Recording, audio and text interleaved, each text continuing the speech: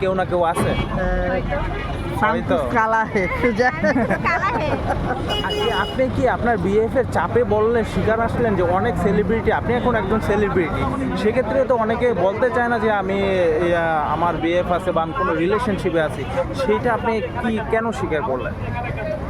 কারণ হচ্ছে কি আজকাল যেহেতু রিলেশনটা একটা হচ্ছে কি বলবো বলতে গেলে অ্যাভেলেবল বিষয় হয়ে গেছে। হ্যাঁ। তো কম বেশি সবারই বয়ফ্রেন্ড আছে, তো হয়তো বা কেউ আচ্ছা আপনি কিন্তু একটা ছোটখাটো একটা মডেল বা সেলিব্রিটি বলতে পারেন, এটা নিজের কাছে কেমন লাগে?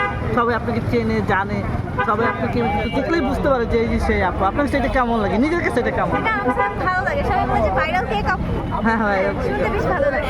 আপনার এখন আপনার প্রতি যারা ক্রাশ আছে তাদের উদ্দেশ্যে কি বলবেন? এখন তারা তো আপনার এই বক্তব্যের পরে তারা আহত হবে, কষ্ট পাবে, সেক্ষেত্রে আপনি কি বলবেন ওনাদের উদ্দেশ্যে? ক্লাসটা হচ্ছে আপনার মনকে সান্ত্বনা দেওয়ার জন্য অবশ্যই আগারগাঁও নতুন রাস্তা নির্বাচন ভবনের অপোজিটে ক্লাসকে দেখে যাবেন, আর হচ্ছে ক্লাসাপুর হাতের তৈরি কেক খেয়ে যাবেন।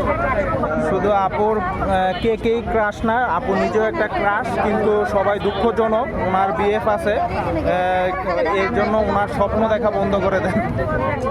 ঠিক আছে আপু, থ্যাংক ইউ। জায়গা দেখছেন